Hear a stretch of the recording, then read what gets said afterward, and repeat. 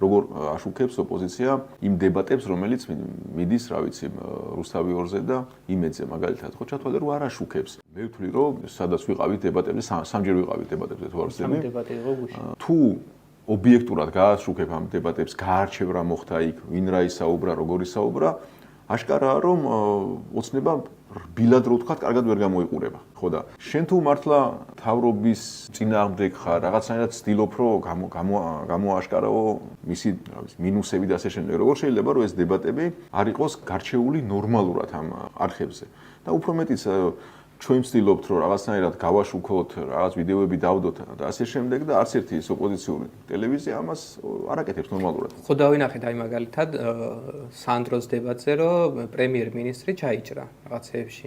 სერიოზულად. ხო აი შენ თუ მართლა ოპოზიციური მედია ხარ, ხო იმას უნდა შვებოდე რომ ადამიანებს რაც შეიძლება მეტ ადამიანს უჩვენებდე რომ აი ხელისუფლების წარმოადგენელი და თან როგორი იერარქიის ხო პრემიერ-მინისტრი ჩაიჭრა რაღაცა საკითხში. ხო შენ ამას პირიქით უნდა აპიარებდე, მეტ ადამიანს აგებინებდე, ნაცვლად ამისა იმის გამო რომ ჩვენ ვზულვართ, გირჩის ზულთ, ამის გამო საერთოდ ეს არ გააშუქეს. ანუ ამ მედიებს რო შეხედო, გირჩი საერთოდ არც ერთ დებატში არ მონაწილეობდა პრინციპში. ნო, არა და ჩვენს მეტი არავინ არ იყო დებატებში, ჩვენ ვიყავით და მეორე მხარეს იყვნენ ქოცები. ხო და ყველა საკითხში ეგეთი რაღაცა აქვს რა მოწყობილი. ამ საკითხში ავტომობილების საკითხში რავი გააშუქებენ ერთ დღეს, იმიტომ რომ ერთდღიანი ნიუსი იყოს, მაინც რაღაცა აი ხალხს აწუხებს ეს ისა ბევრს აინტიპოპულისტურად რაღაცა სიტყვი და ამის იქით მართლა რომ რაღაცა შეაცვლევინო ხელისუფლებას უკან წააღებინო ეს გადაწყვეტილება, ეს არ აინტერესებს საერთოდ.